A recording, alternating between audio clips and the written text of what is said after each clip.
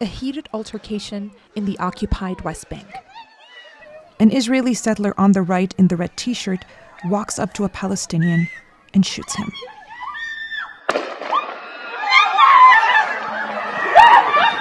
A soldier simply escorts the shooter away. Settler violence here is nothing new. But Palestinian villagers say that since the October 7th Hamas terror attacks on Israel, settler violence seems more aimed at driving them from their homes. Since the war began, they've come to us every night. One time, they dragged my husband for 50 meters along the ground. They beat him very hard. They told him, "You have 24 hours to leave. If we come back and find you here, we'll shoot you." They told us to take all of this down ourselves. They said we had to demolish our own home. Susia is hot. It's windy. Its terrain is tough. But for Halima's family, it's home. A home that now hardly has any water. Villagers say settlers destroyed most of Susia's wells and blocked the entrance to the village with boulders. Yet they refuse to go. In another part of the occupied West Bank, the intimidation has worked. This video shows the people of Wadi Siq leaving land they've lived on for decades to escape repeated harassment by settlers. Within a month of the Hamas attacks, the UN says at least 15 communities like this have had to move. Settlers killed 8 Palestinians in the West Bank during the 7 weeks after October 7th. Even as they were packing up, these 3 men from Wadi Siq were reportedly attacked and humiliated. Ali Muhammad Arara is one of those that say they had to flee Wadi Siq with his family. We left against our will. We didn't leave just like that. We left under fire because of the beatings.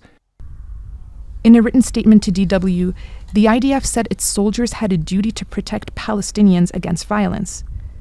If they failed to intervene in cases of attack, they could face disciplinary action. Around 500,000 Israeli settlers live in the occupied West Bank. The settlements are considered illegal under international law, but they continue to grow with the support of consecutive Israeli governments. A pro-settler NGO co-founded by Israel's current far-right finance minister arranged a tour of the South Hebron Hills for journalists from around the world. The aim? To dispel, quote, fake news about recent reports of settler violence. As the foot soldiers of Palestinian independence. That's who was living here. That's who's being paid to stay here.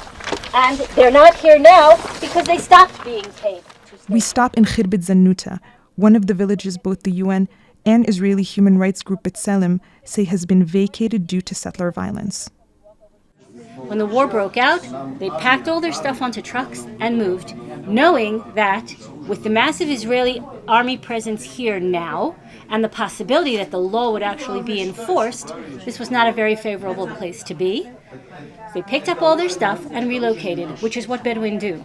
They're nomads, right? This is one example of the 21 or 26 points in the B'Tselem report that is the basis for President Biden's accusations of settler violence.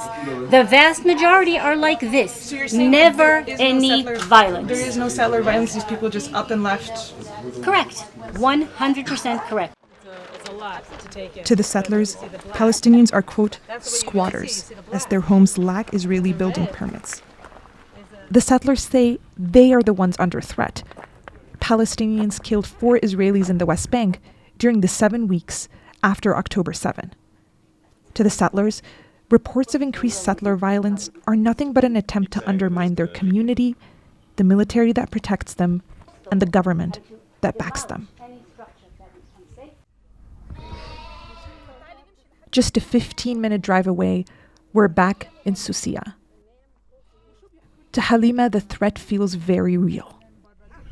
She sleeps with her girls here, on this trailer, not because it can move, but so she can better see and hear if attackers come. I ask her what she wishes for.